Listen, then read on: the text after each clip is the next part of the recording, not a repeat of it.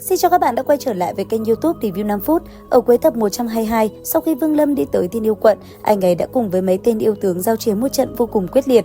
Lúc này, đúng vào khoảnh khắc 10 tên yêu tướng lao tới tấn công mình, đôi mắt Vương Lâm lóe lên hồng quang, Hoàng Tuyền Chỉ liền được thi triển.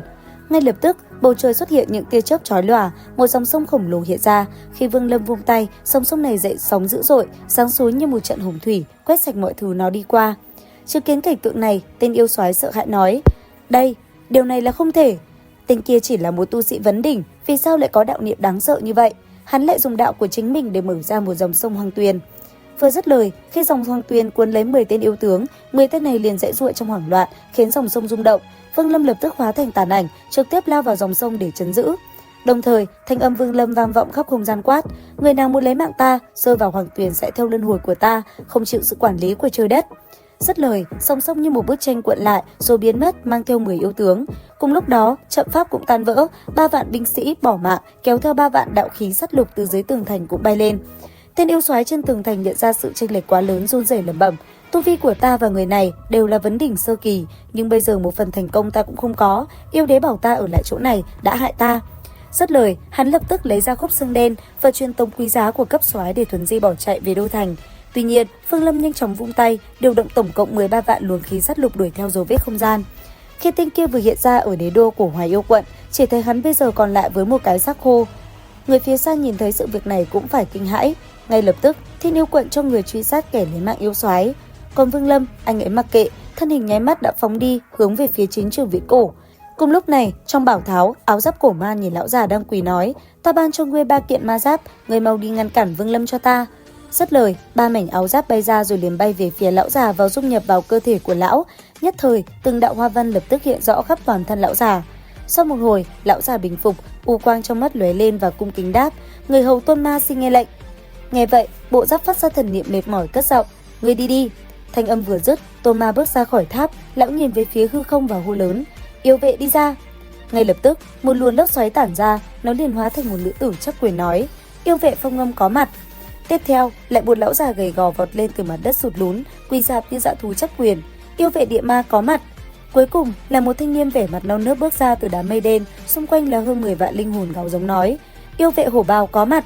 Sau đó, dẫn theo 3 yêu vệ, Tôn Ma cùng bọn họ lập tức rời khỏi nơi đây. Cùng lúc đó, Vương Lâm đang phi hành trên không trung, dưới mặt đất tràn đầy tử khí và xương cốt. Bấy giờ, khi anh ấy đang phi hành thì mặt đất nổ tung, những khối đất nhọn đâm về phía anh ấy. Vương Lâm vung tay, các khối đất liền vỡ nát. Sau đó, từ dưới mặt đất địa ma phóng người lên, hắn thè lưỡi liếm môi nhìn Vương Lâm với vẻ mặt thèm thuồng. Nhìn hắn, Vương Lâm không chần chừ, liền tung ra tịch diệt chỉ, một bàn tay khổng lồ từ hư không phóng đến người đối thủ. Đối diện với nó, phía bên kia, địa ma huyễn hóa ra như một hư ảnh khổng lồ, rồi há miệng nuốt trọn một chỉ của Vương Lâm vào trong miệng. Sau đó, lão ta nhìn Vương Lâm cười sướng nói: nhóc con, chỉ phong của ngươi rất ngon, ta cũng muốn tặng ngươi một cái. Nói xong, năng lượng từ tịch diệt chỉ bây giờ hóa thành một quả cầu, liền được hắn ta ném thẳng xuống mặt đất, làm cảnh tượng quỷ dị hiện ra. Nhất thời, từ dưới mặt đất bắt đầu xuất hiện từng bức tường cao vạn trượng, vây lấy Vương Lâm ở bên trong, rồi cứ thế thu nhỏ lại. Đến đây, tưởng đã nhốt được Vương Lâm một cách đơn giản, tên địa ma mới đắc ý nói: Phong Ngâm, ở đây không còn chuyện gì của ngươi nữa rồi. Nếu người này có thể dễ dàng bị lấy mạng như vậy, thì chủ nhân cũng không cần chúng ta phải đi ra. Cứ để xem, tên tiểu tu sĩ này làm sao có thể đi ra từ trong thần thông thiên nùng của ta. Lời hắn vừa dứt, bức tường đang dần thu nhỏ kia bất ngờ tỏa ra ánh sáng, sát ý từ bên trong phóng ra rồi nổ bùng một tiếng. Nháy mắt từ trong đó, Vương Lâm đã cầm tinh kiếm chém đôi quả cầu và vỡ nó bước ra ngoài. Thấy vậy, nữ tử tên Phong Ngâm lập tức lùi người về phía sau, hóa thân thành gió biến mất. Còn lão già địa ma nhìn Vương Lâm, lão sợ hãi quát: địa tích. Dứt lời, mặt đất ầm ầm chấn động. Tuy nhiên phía xa, Vương Lâm đã kết thủ ấn. Ngay sau đó, kiếm tiên cùng toan đao đã phóng đến chỗ của lão. Ngay khi kiếm tiên lao tới, mặt đất bất ngờ ầm ầm nổ tung, khiến tinh kiếm phải dừng lại. Nhân cơ hội đó, địa ma liền lao tới bắt lấy tinh kiếm. Thế nhưng ngay khi hắn ta cầm tinh kiếm trong tay, thì bất ngờ tinh kiếm do Hứa Dây điều khiển đã liền chém một phát vào tinh kia. Giật mình, địa ma liền tránh né nhưng không kịp, huyết sắc trên người hắn rơi như mưa. Ngay lập tức, hắn ta liền bỏ chạy. Đáng tiếc, tinh kiếm như sắt tinh, nó đuổi theo phía sau địa ma không ngừng. Cùng lúc đó, Vương Lâm vọt lên không trung, ném ra loạn đao về phía Phong Ngâm đang ẩn nấp, buộc nàng phải hiện hình. Sau đó, Phong Ngâm vung trong tay đánh thẳng vào loan đao, những tiếng kim loại va chạm vào nhau lại vang lên quyết liệt. Cùng lúc đó, ngón cái của Vương Lâm lại ấn xuống, một chỉ tịch diệt lại được xuất ra một lần nữa, lao thẳng xuống đầu địa ma. Thấy vậy, một lần nữa địa ma há miệng thôn phệ, đáng tiếc một chỉ này quá mạnh, lão ta không thể nuốt nổi. Cứ như thế dính một chỉ, cơ thể lão già nháy mắt tan biến trong hư không. Đúng lúc này, Phong Ngâm vung đoản kiếm trong tay, đoản kiếm và loan đao lập tức quấn lấy nhau, còn mình, cô ta liền lao về phía Vương Lâm. Đối diện với cô ta, Vương Lâm lấy ra côn cực tiên vung lên, một roi trúng đích khiến Phong Ngâm hét lên thảm thiết. Bị một roi đánh trúng, cô ta lập tức hóa thành một cơn gió mau chóng rút lui. Thấy đối thủ chạy trốn, Vương Lâm liền đánh ra một chưởng ấn. Chớp mắt, chỉ thấy chưởng ấn đã xuyên thẳng qua cơ thể Phong Ngâm, khiến nàng ta tan xác giữa hư không mà không lời chăn chối. Sau trận chiến, Vương Lâm thu hồi 3 món binh khí và bước đi, để lại phía sau một bãi chiến trường đầy tử khí.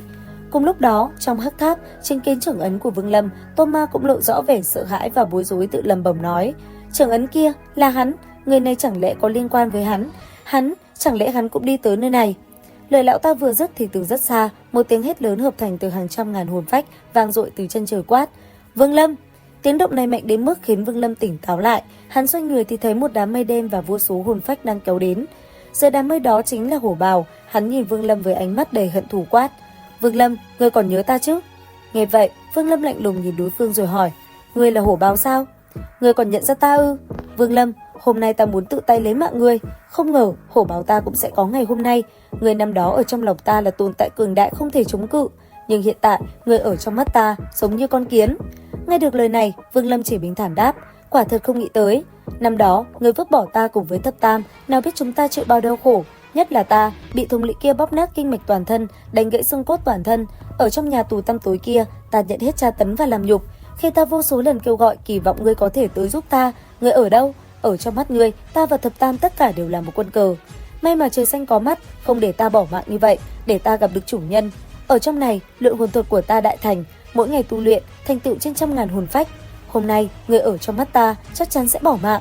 Tuy nhiên, ta sẽ không dễ dàng lấy mạng ngươi như vậy. Ta muốn phong ấn hồn phách của ngươi ở trong thân thể, ném vào trong hắc lao, nơi tàn khốc nhất trong thiên hạ cửu quận, cho ngươi ở bên trong trải qua vũng nhục mà ta đã phải trải qua.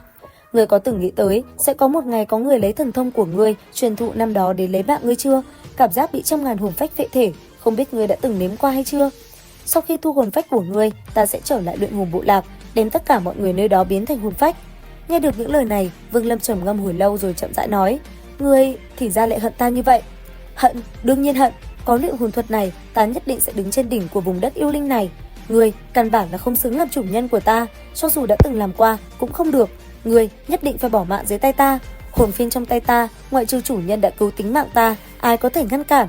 Không ai có thể ngăn cản ta. 100 ngàn hồn phách không tính là gì. Mục tiêu của ta là trăm vạn. Ta muốn làm cho yêu linh chi địa này từ nay về sau xuất hiện đệ thập quận, đảm nhận yêu đế của đệ thập quận này chính là ta, Hổ Bào. Thì ra, người muốn lấy mạng ta, hận chỉ chiếm có một nửa khác là muốn lấy mạng tất cả người biết luyện hồn thuật trên thế gian này. Như vậy về sau sẽ không có ai thi triển thần thông giống như ngươi, sẽ không có ai cướp đoạt hồn phách với ngươi, đúng không? Không hổ là chủ nhân năm đó của ta, người biến ta thành quân cờ, truyền thụ cho ta luyện hồn thuật. Việc này ta mặc dù hận cũng sẽ không nhiều như vậy, nhưng khi ta ở trong hắc lao kia, ta cũng đã hiểu ra. Cho nên, từ khi ta được cứu, ta đã thề ta phải mạnh mẽ lên, ta muốn vượt qua ngươi, sau đó lấy mạng ngươi. Và liệu rằng tiếp theo, trận chiến giữa Hổ Bào và Vương Lâm kết cục sẽ thế nào? Theo dõi kênh YouTube Review 5 phút để biết thêm chi tiết trong tập 123 các bạn nhé. Xin chào và hẹn gặp lại!